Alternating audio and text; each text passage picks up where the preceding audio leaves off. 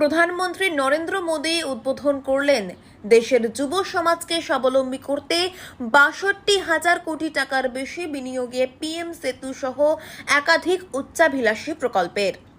এই কর্মসূচিতে ১,০০০ আইটিআই এর আধুনিকীকরণ এবং গ্রামীণ ভারতে ১,২০০ ভোকেশনাল স্কিল ল্যাব স্থাপন করা হবে, যা নতুন দিশা দেখাবে তরুণদের দক্ষতা উন্নয়ন এবং কর্মসংস্থানের সুযোগ বাড়াতে।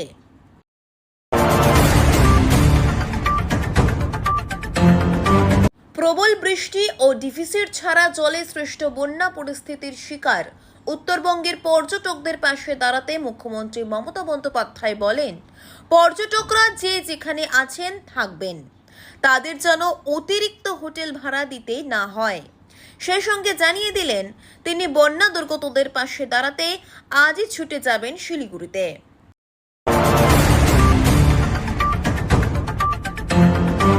কলকাতায় আর বর্ষার ছুটি নেই। নির্ধারিত সময় পেরিয়ে গেলেও দেশ থেকে বিদায় নিচ্ছে না বর্ষা, বরং নিম্নচাপ ঘূর্ণাবর্তের প্রভাবে লাগাতার বৃষ্টি হচ্ছে বিভিন্ন রাজ্যে। বিপর্যস্ত হচ্ছে জনজীবন। উত্তরবঙ্গ গত সপ্তাহ শেষে এই দুর্যোগ দেখেছে।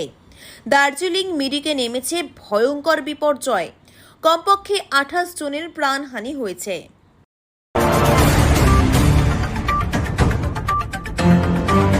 বিখ্যাত গায়ক জুবিন গর্গের মৃত্যুতে গোটা আসাম শোকাহত। এরই মধ্যে একের পর এক বিস্ফোরক দাবি সামনে এসেছে এই মৃত্যুতে। জুবিনের ব্যান্ডের সদস্য শেখর জ্যোতি গোস্বামী নাকি পুলিশের কাছে দাবি করেছেন সিঙ্গাপুরে বিষ প্রয়োগ করা হয়েছিল গায়কের ওপর, আর তার জেরেই নাকি মৃত্যু হয়েছে গায়কের বলে সংবাদ সংস্থা পিটিআই সূত্রে খবর। এবার এটি আরও এক চাঞ্চল্যকর দাবি।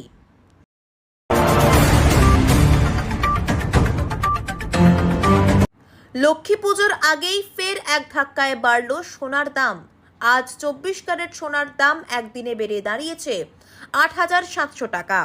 ফলে ১০ গ্রাম ২৪ ক্যারেট সোনার নতুন দাম দাঁড়িয়েছে ১,১৯,৪০০ টাকা। ২২ ক্যারেটের দামও ঊর্ধ্বমুখী। সামনে বিয়ে বা সোনা কেনার পরিকল্পনা থাকলে খরচ অনেকটাই বাড়বে।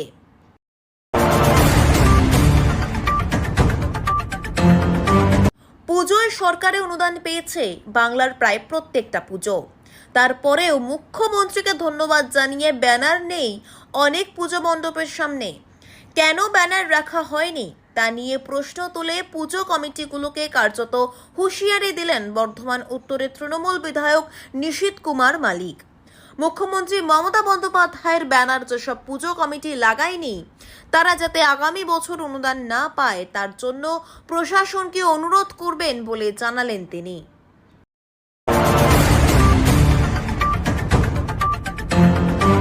উত্তরে ভয়াবহ রূপ দেখিয়েছে প্রকৃতি।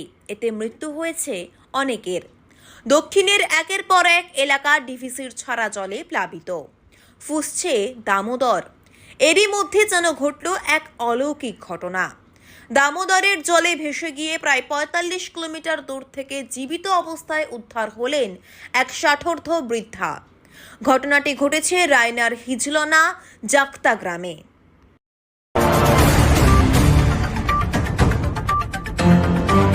ভারতের অন্যতম প্রাচীন ও জনপ্রিয় ধর্মীয় স্থান পুরীর জগন্নাথ দেবের মন্দিরের ২২টি সিঁড়ির মধ্যে নিচ থেকে তৃতীয় ধাপটি যমশিলা নামে পরিচিত।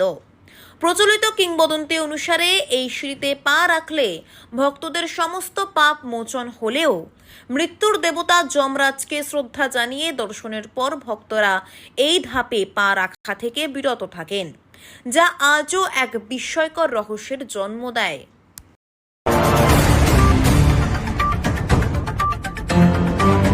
ছুটিতে ফেরা সেনা জওয়ান মেঘশ্যামকে ঠান্ডা পানীয়ে বিষ মিশিয়ে হত্যার অভিযোগ উঠল তার স্ত্রীর বিরুদ্ধে।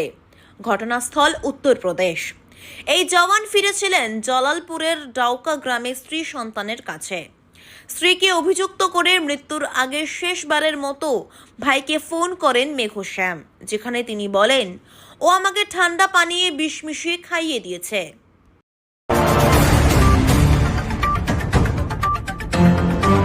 প্রধানমন্ত্রী নরেন্দ্র মোদীর লোকসভা কেন্দ্র বারাণসীর বহু এলাকা ভারী বৃষ্টিতে এখন জলমগ্ন।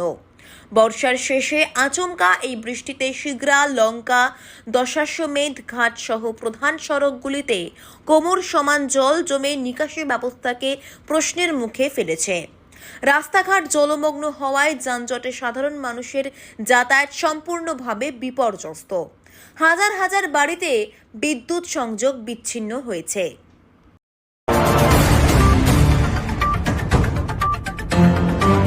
গতকাল দুর্যোগপূর্ণ আবহাওয়া এবং রেড রোডে রাজ্যের বর্ণাঢ্য কার্নিভালের আবহেও শহর কলকাতায় পথে নামল বিজেপি। জমা জলে বিদ্যুৎপৃষ্ট হয়ে মৃত্যুর ঘটনার প্রতিবাদে এদিন এই মিছিলের আয়োজন করা হয় শহরে। যদিও মিছিল নিয়ে পুলিশ ও আদালতের দীর্ঘ টানাপোড়েন চলে, শেষ পর্যন্ত এই জমায়েত হয় শর্ত সাপেক্ষে কলকাতা হাইকোর্টের অনুমতি নিয়েই।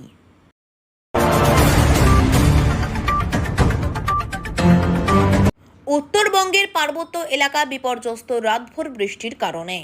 শনিবার রাত থেকে রবিবার সকালের মধ্যে ভারী বৃষ্টিতে বিপর্যস্ত দার্জিলিংয়ের বিস্তীর্ণ এলাকা। বিভিন্ন জায়গায় ধস নেমে মৃত্যু হয়েছে অন্তত 20 জনের। নিহতদের মধ্যে 5 জন নেপালের নাগরিক। এখনও দুর্যোগ পুরোপুরি কাটেনি, উদ্ধার কাজ এখনও চলছে।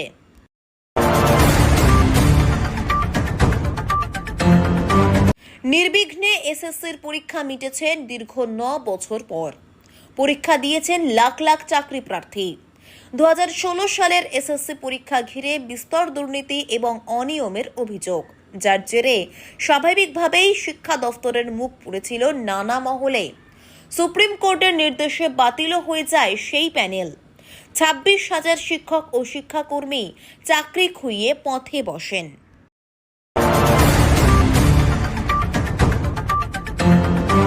ফের হামলার সম্মুখীন তৃণমূল নেতা। এবার ঘটনাস্থল দক্ষিণ 24 পরগনার কুলতলি।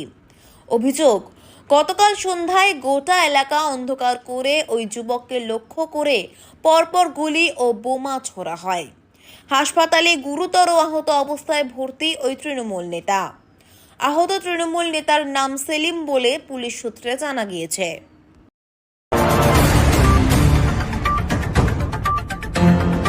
পূর্ব রেলের শিয়ালদহ বিভাগের অন্তর্গত রানাঘাট বনগাঁ রেলপথ পশ্চিমবঙ্গের উত্তর 24 পরগনা ও নদিয়া জেলার মধ্যে একটি গুরুত্বপূর্ণ সংযোগ হিসেবে পরিচিত। বনগাঁ স্টেশন থেকে শিয়ালদহ কৃষ্ণনগর মূল লাইনের সঙ্গে যুক্ত এই রেলপথটি, যা নিশ্চিত করে যাত্রী ও পণ্য পরিবহনের ক্ষেত্রে দ্রুত ও সহজ সংযোগের।